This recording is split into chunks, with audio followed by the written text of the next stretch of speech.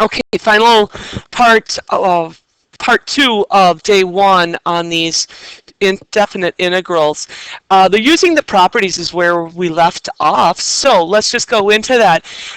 Property says if I have a multiplier, I can swing it out front, so I can go 7 integral 2 to 4 of x dx.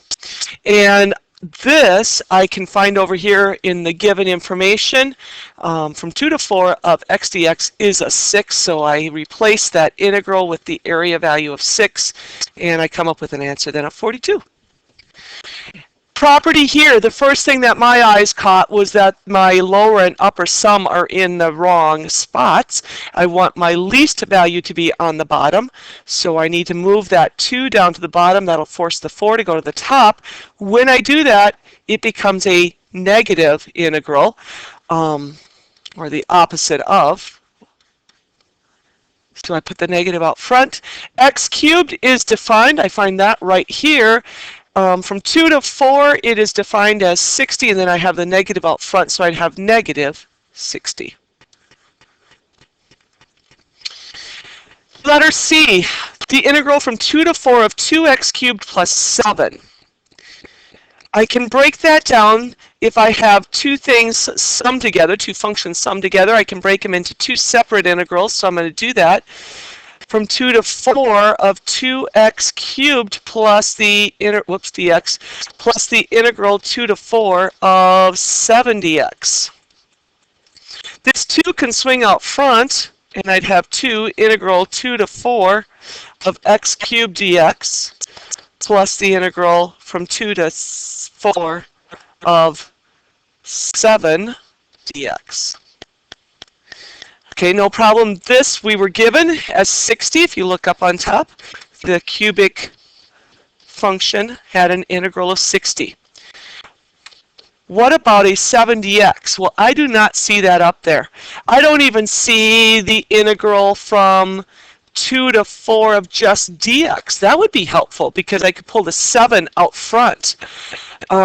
So what I got to do is a little bit of thinking. Remember on the first page where we used graphing idea and geometric figures to come up with the value. So I'm going to go back and resort back to that. Why don't you draw this picture on your page as well. We have a function that says f of x is equal to 7. That is a horizontal line at the height of 7. I'm blocked by the lower and upper limit, so I have a vertical line at 2, a vertical line at 4. I'm talking about this region right in here, which is rectangular in shape. And by now, you've probably already said, it's got a width of 2 and a height of 7. 2 times 7 equals 14. I calculate out then that the value of this integral is 14. And I get a final answer of 64 plus 14, which sounds like, oh, I'm sorry, it's not. It's 2 times 60. It is 120 plus 14. How about 134? Letter D. I'm going to erase so I have some clean space here. Letter D, from 2 to 4 of all 3 of these items. Well, let's break them down individually. From 2 to 4 of 6 dx plus 2 to 4 of 2x dx minus 2 to 4 of x cubed dx. Go ahead and hit pause. Remember, this is a rectangular region. Think of that graph. You got a horizontal line at the height of 6. How much region would that take up? I'm going to pause and write my answer. You write your answer, and let's see. Okay, my answer I came up with is negative 36. Let's finish with problem 42, which is different than the one we were working on, or different definitions here. So let's define our integral from 0 to 3, and then it also does 3 to 6. Notice we have an area of 4 and an area of negative 1, so that must be below the curve, huh? Have more region below than above. So first question says, what is the integral from 0 to 6?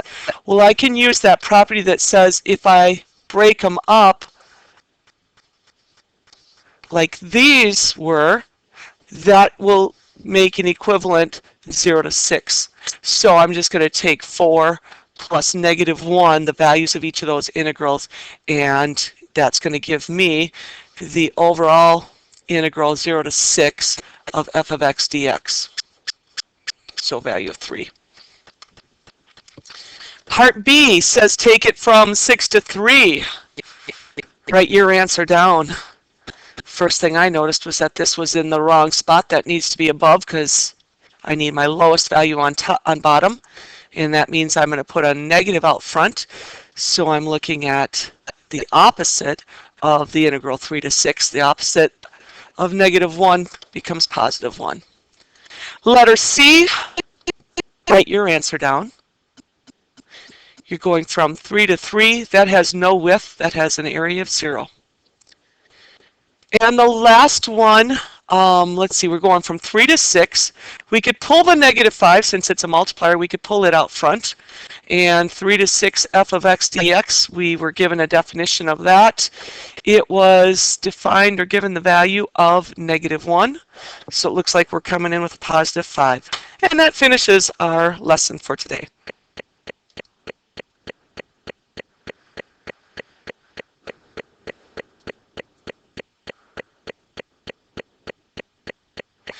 Here is the assignment. So I want you to work on the next assignment here. It should be quite similar to what we were doing. There's the defined values for those integrals and just use the properties. All right, see you tomorrow.